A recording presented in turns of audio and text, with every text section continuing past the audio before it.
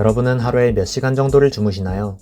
잠은 죽어서 잔다. 요즘 많은 사람들이 가지고 있는 잠에 대한 인식입니다. 한국은 OECD 국가 중 평균 수면 시간이 가장 짧은 국가로 불릴 정도로 잠을 자지 않는 나라인데요. OECD 기준 한국인의 하루 평균 수면 시간은 7시간 41분입니다. 이는 세계 평균인 8시간 22분과 약 40분 정도의 차이를 보이죠. 특히 잠이 가장 필요한 청소년들의 평균 수면 시간은 6시간이 채 되지 않습니다. 그렇다면 한국인들은 왜 이렇게 수면 시간이 적을까요? 그 이유에는 과도한 노동과 학업 시간이 빠질 수 없습니다. 한국의 근로시간은 세계 평균보다 약 190시간 이상이 길고 야근 또한 흔하게 진행되죠. 한국에 놀러온 여행객들은 이런 엄청난 근로시간을 보고 깜짝 놀라기도 합니다. 많은 업무와 잦은 야근으로 업무 시간이 길어지니 자연스럽게 수면 시간은 줄어들 수밖에 없죠. 학생들 또한 마찬가지입니다.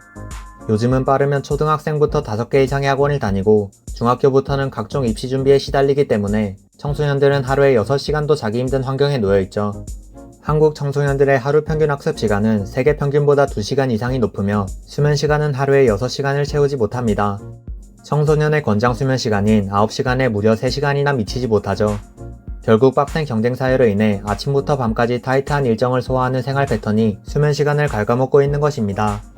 남들보다 뒤처지면 안 된다는 불안감, 더 노력해야 살아남을 수 있다는 강박이 결국 수면 시간을 줄이는 선택으로 이어지게 되죠. 직장인과 학생 모두가 남보다 조금 더 깨어있는 시간이 경쟁력을 의미한다고 생각합니다. 국내 경쟁사회 시스템을 보면 이는 타당한 생각이죠.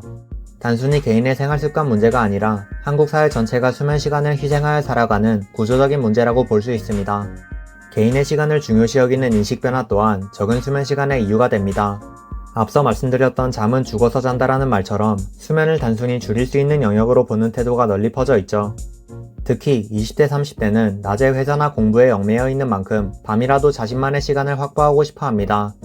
내일 되면 또 힘든 하루를 보내야 하니 오늘 고생한 나에게 몇 시간만이라도 작은 선물을 주는 것이죠.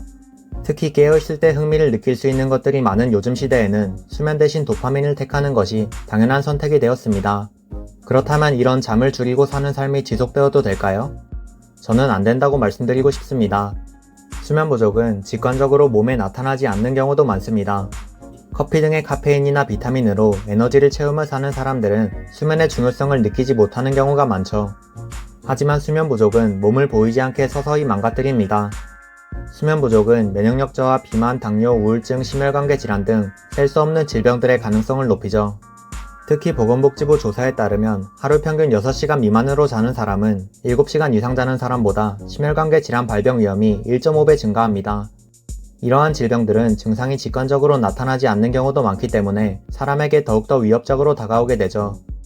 또한 충분한 수면을 취하지 못하면 뇌의 회복 과정이 방해를 받기 때문에 집중력과 기억력이 떨어지게 됩니다.